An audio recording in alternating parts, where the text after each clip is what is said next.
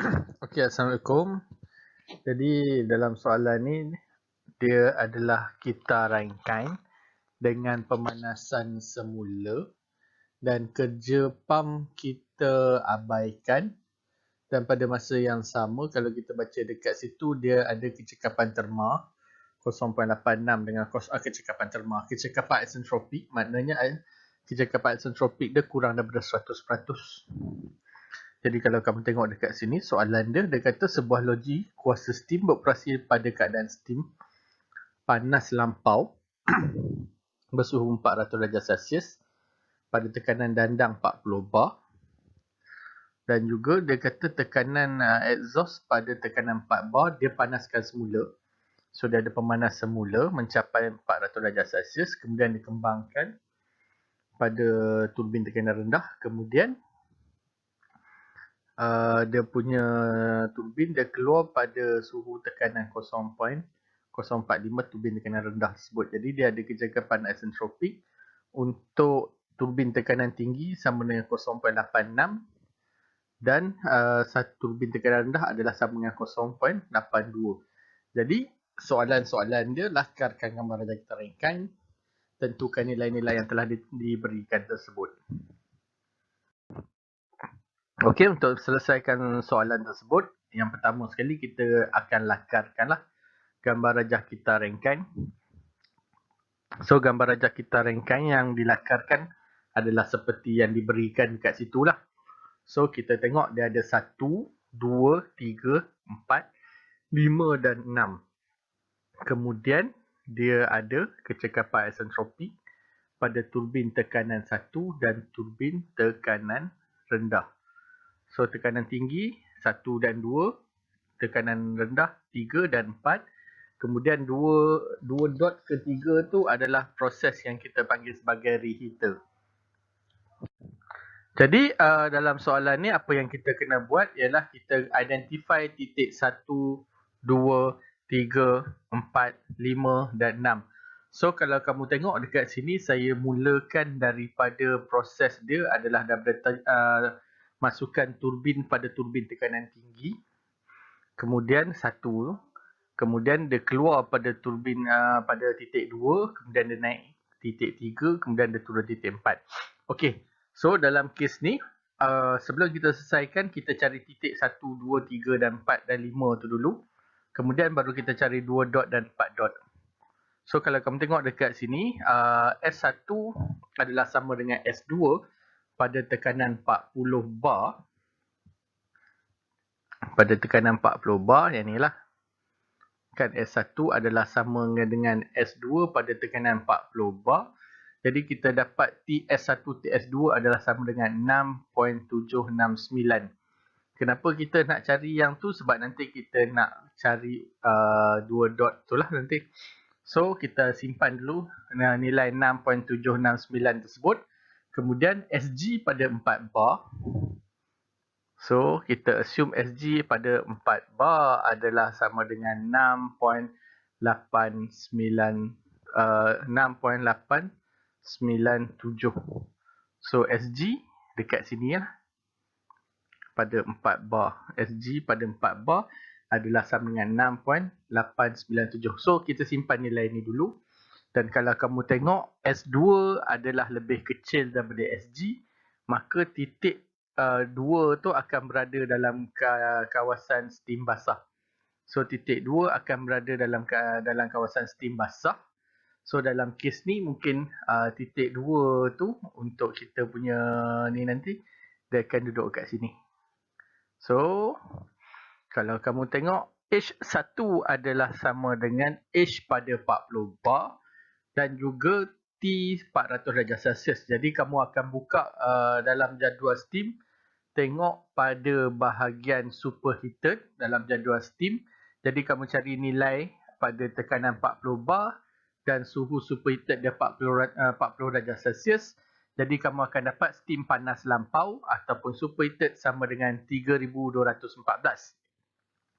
Kemudian kita cari H3 dulu sebab H3 tu senang sikit. So H3 adalah sama dengan H pada 4 bar T400 darjah Celsius. Jadi kita tengok dalam bahagian superheated juga. So, kalau kamu cek dalam jadual steam, kamu akan dapat nilai 3274 kilojoule per kilogram untuk nilai H3. So, apa lagi yang kita boleh cari kat sini? Okey, yang kita boleh direct dapat adalah H5. So, H5 kita terus cari daripada jadual steam. Sebab apa? H5 adalah terletak pada titik HF, iaitu garisan tepu pada fluid ni, untuk HF yang ni, pada tekanan bar 0.045 bar, kita akan dapat sama dengan 130 kilojoule per kilogram. Jadi kita tengok tadi soalan dia kata kerja yang dilakukan oleh kerja yang diperlukan oleh pump kita boleh abaikan. Jadi automatik H5 adalah sama dengan H6. Jadi H5 sama dengan H6. Jadi H6 adalah sama dengan H5, iaitu 130 kilojoule per kilogram. Jadi daripada yang sebelum ni kita dah dapat, sebenarnya kita dah dapat nilai H1, kita dah dapat nilai H3, kita dah dapat nilai H5 dan kita dah dapat nilai H6. Jadi apa yang kita nak cari sekarang ialah nilai H2 dan juga H4 lah. So tadi yang sebelum ni kita dah dapat nilai Hg untuk kita punya ni tadi. Kita punya jadual untuk S1 kita kata sama dengan S2. Dan kita tahu dalam gambar rajah tu tadi, dia terletak di dalam garisan, di dalam kawasan tepu. So apabila dia duduk dalam kawasan tepu, kita akan gunakan metod yang cari nilai X dia lah. So untuk cari nilai X, kita pakai S2 adalah sama dengan SF tambahkan dengan X2 SFG pada P sama dengan 4 bar. So, dia punya kawasan kita boleh assume dekat sini lah. Dari kawasan dia, kita assume dekat kawasan ni. Okay, so kita nak cari nilai SF, nilai X dan SFG lah. So, gunakan rumus, kita dah tahu dah S2 ni, kita dapat tadi 6.769. Kemudian nilai SF kita tengok dalam jadual steam bahagian saturated pada nilai 4 bar. Kita tengok SF dia, kita akan dapat 1.766. Dan juga untuk nilai SFG daripada jadual steam kita dapat 5.121. Jadi kita susun balik, kita dapat X2 adalah sama dengan 0.975. So kita dah dapat nilai pecahan kekeringan tu, kita akan dapatlah nilai H2. Jadi kita gunakan rumus untuk H2 seperti yang kita tahu, H2 adalah sama dengan HF tambah dengan X pecahan kekeringan tadi, HFG pada titik P adalah sama dengan 4 bar.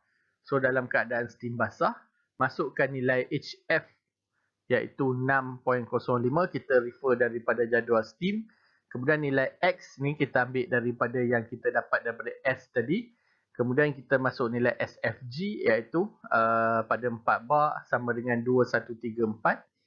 So apabila kita congak, kita akan dapat 2686 kilojoule per kilogram. Okey, proses yang seterusnya ya. Jadi kita dah dapat nilai H2 tadi iaitu sama dengan 2686. Jadi dalam kes ni kita nak cari H dot dia lah pula. So H dot dia duduk dekat lebih kurang sini lah kan.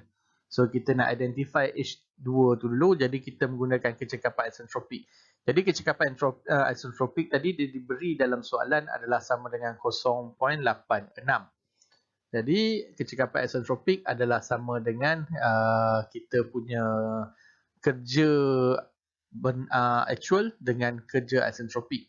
So, kerja actual adalah sama dengan H1 tolak dengan H2 dot, dan kerja isentropik adalah sama dengan H1 tolak H2. Jadi H1 kita ada nilai, H2 kita dah cari tadi, masukkan nilai H1 iaitu 3214 dan nilai H2 adalah sama dengan 2686. Kemudian kita susun balik, kita akan dapat H2 adalah sama dengan 3214 tolak 0.86 darabkan dengan dalam kurungan 3214 tolak 2686, kita akan dapat H2 sama dengan 2760 kilojoule per kilogram. So 2760 kilojoule per kilogram ni dia adalah lebih besar daripada nilai Hg pada 4 bar iaitu 2739. Jadi kita boleh katakan dekat sini nilai H2 dot ataupun nilai H yang sebenar dia terletak di kawasan steam panas lampau.